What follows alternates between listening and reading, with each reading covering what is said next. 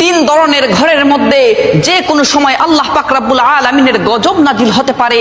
এই তিন ধরনের ঘরকে আল্লাহ পাক রব্বুল আলামিন বড় অপছন্দ করে থাকেন।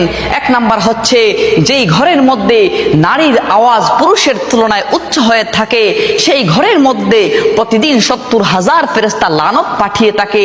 দ্বিতীয় নম্বর হচ্ছে যেই ঘরের মধ্যে অন্যের হকের মারা টাকা জমা থাকে আর সেই টাকা দিয়ে সংসার চলে, ওই ঘরের মধ্যে যে কোনো সময় আল্লাহ পাক রব্বুল আলামিনের গজব নাজিল হতে পারে। আর তিন নম্বর হচ্ছে হযরত জিবরাইল আলাইহিস সালাম বলেন, যেই ঘরের মানুষরা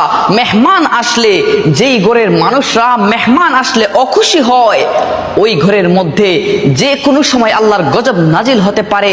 যদিও নামাজ পড়া হয় ওই ঘরের মধ্যে, ফেরেশতারা সওয়াব লেখেন না, নামাজের সওয়াব লেখেন না। নাউজুবিল্লাহ। আল্লাহ পাক রব্বুল আলামিন এই তিন ধরনের বৈশিষ্ট্য থেকে আমাদেরকে যেন